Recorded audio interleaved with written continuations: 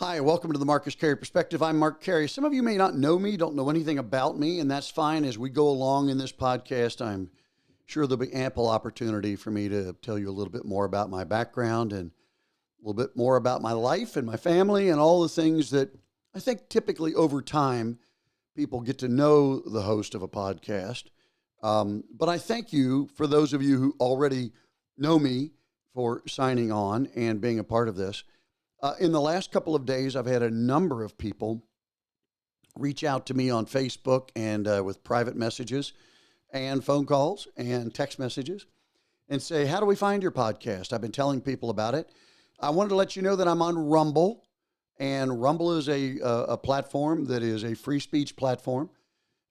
It was designed to compete with YouTube, and it's doing very well, by the way. Rumble is not a place you have to join. You don't have to pay a subscription. You don't have to be a member. You don't have to share any of your personal information. You can go there and watch any number of podcasts. And there are many there that I would encourage you to look at because I'm interested in seeing to it that everybody has as much information as possible. You know, Alex Jones, who I watch regularly, and if he ever catches me on here, let me say, thank you, Alex. I've watched Fox News. I've listened to podcasts. I've read any number of newspapers and blogs and websites trying to gather information. And some of you know this, but many of you don't. There is a war for information underway. Alex Jones runs a website known as Infowars. And he has been on this topic for quite a long time, maybe one of the first icebreakers, but Alex Jones is an amazing human being. Tucker Carlson says he may be the most amazing man he's ever met. I saw an article the other day that Fox News was listed as the top news site on cable. The number of viewers they had every week was somewhere around 50 million, maybe. The Five and Greg Gutfeld and Jesse Waters kind of are at the top of the game. CNN is way below that. MSNBC is almost imperceptible when it comes to viewership. Alex Jones gets 100 to 200 views per episode. 100 to 200 million views per episode. Not 50 million a week divided by 5 days. Not 50 million a week divided by 5 days divided by 5 or 6 shows. 100 to 200 million views per episode. He puts in 4, 5, 6, 8 hours a day. If something new and is breaking comes forth, he jumps on the air at 7 o'clock at night, at 4 o'clock on a Sunday afternoon. The guy is just incredible. And I encourage you to find him at Infowars, or those of you who are on X, just go to the search bar, type in Alex Jones, the real Alex Jones. He posts a link to his daily live broadcast, and he breaks it down in little pieces that you can follow if you really don't want to watch the whole thing. But people know where to find him, and I've just told you where to find him if you haven't yet. An incredible amount of information. He's not just looking at the same stuff you and I might be looking at. He's reading and drawing information from so many sources. This past week, one of his writers was murdered in the parking lot outside of his apartment. This week, one of his other staff members was swatted. And if you don't know what that is, that's an attempt to murder someone by making a fake phone call that someone is inside the house. Typically, the phone call comes in and says, I'm holding my wife and kids hostage, and I'm going to murder them. And the SWAT team is dispatched to his house. In this case, it's all on video. The SWAT team got there late at night, after midnight, 3 o'clock in the morning, called him out of the house with bullhorns, made him walk out with his hands up backwards, a dozen guns, loaded guns, pointed right at him. The goal of the person that called in the SWAT was to maybe have him make a misstep, maybe refuse to come out, maybe not keep his hands up, maybe his pants are falling down, he reaches for his waistline, and all of a sudden, bam, bam, bam, bam, bam, he's dead. This is going on. It's directed at people in the news media. It's directed at people who are revealing the facts, because there are a lot of people who are scared to death that the facts are going to be revealed. Alex Jones says that we, all of us, are Paul Revere's. We are each responsible in this information war to see to it that information gets out. Those of you who are probably here right now are my friends, or at least we're acquainted and we're maybe friends on Facebook. I get a lot of information. I've been involved in the political realm for almost all of my life, certainly all of my adult life. I have sources that I go to that I know and trust, and I verify things before I share them with people. I'm a lawyer. I'm accustomed to writing briefs that are presented to judges and appellate judges and Supreme Court justices. And in those briefs, I not only have to make an argument, but I have to support it. I have to cite my authority. I have to tell people, the judges, the courts, where I'm getting my information. I have lived my life by an ethical standard that says, I'm not going to tell you something unless I believe it to be the truth. And I'm not going to believe it to be the truth just because somebody said it. I'm seeing so many posts on Facebook.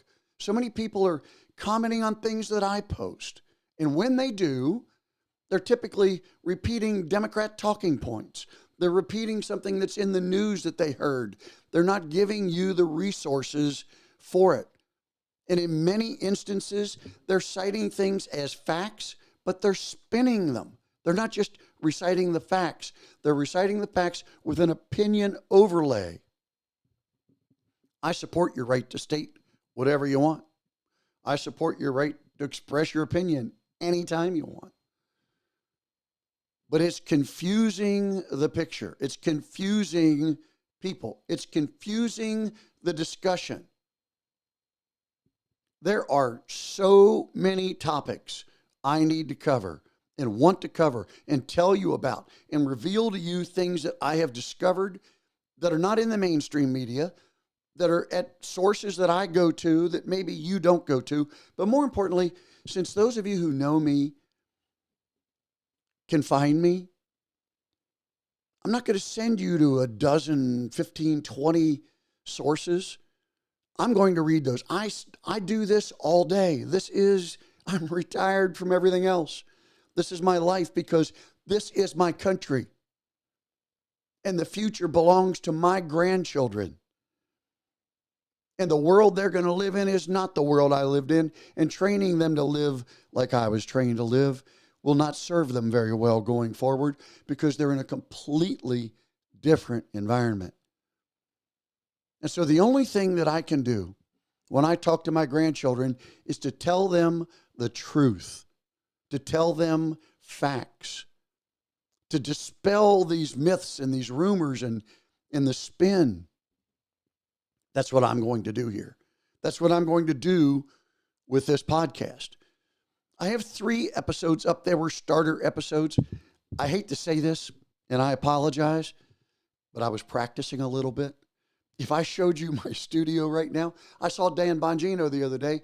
He's leaving. Today, I think, is his last day in his podcast. It's the last day for him to be on the radio. He will take his oath of office and become deputy director of the FBI.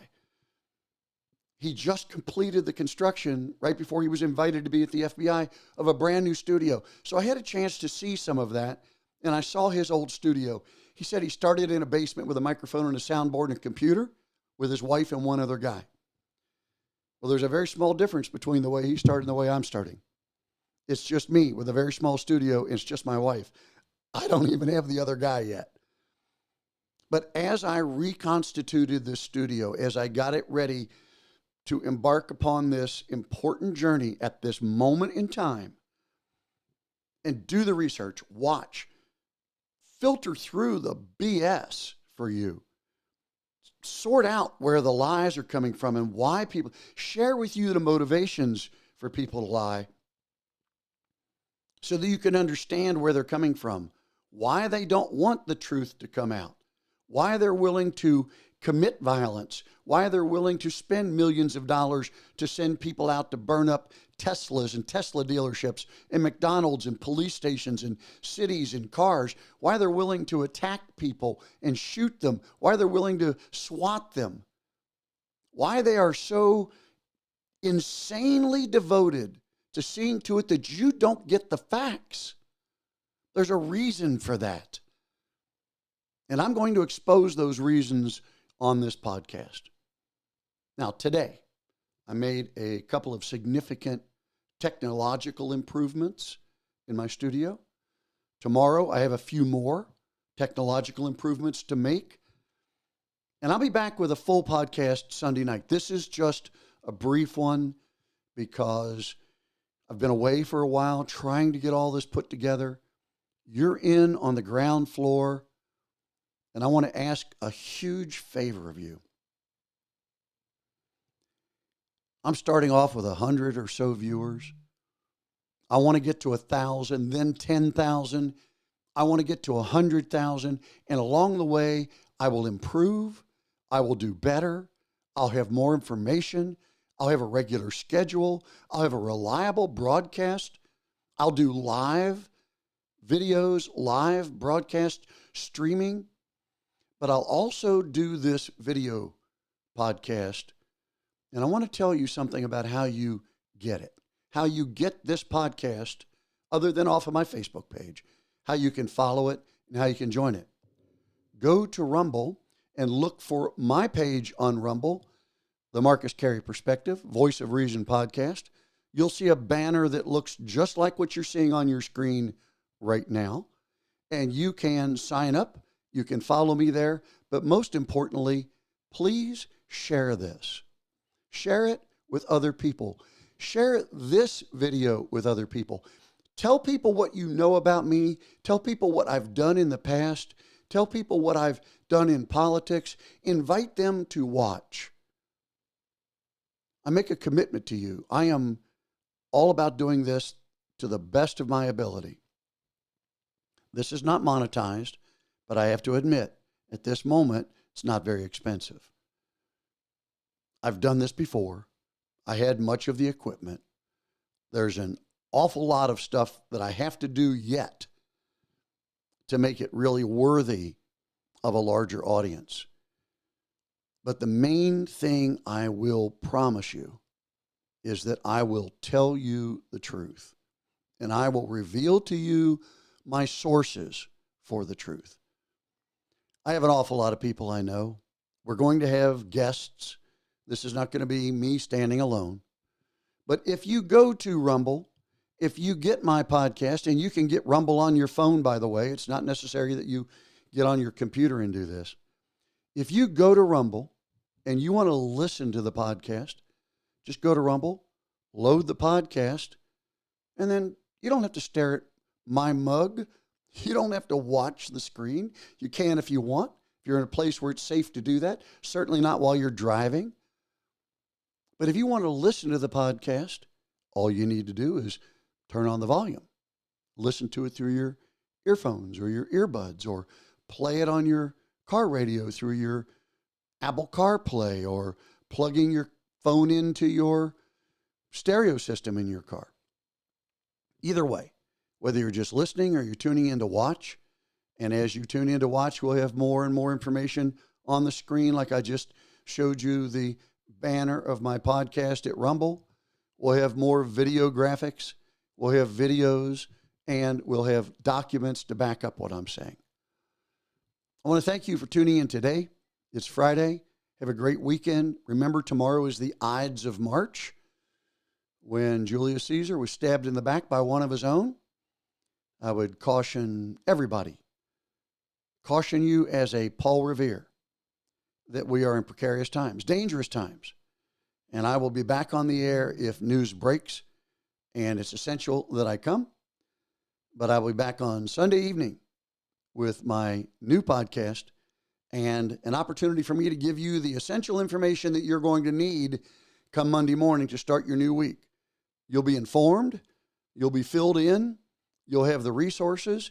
You'll have, as they say, the receipts.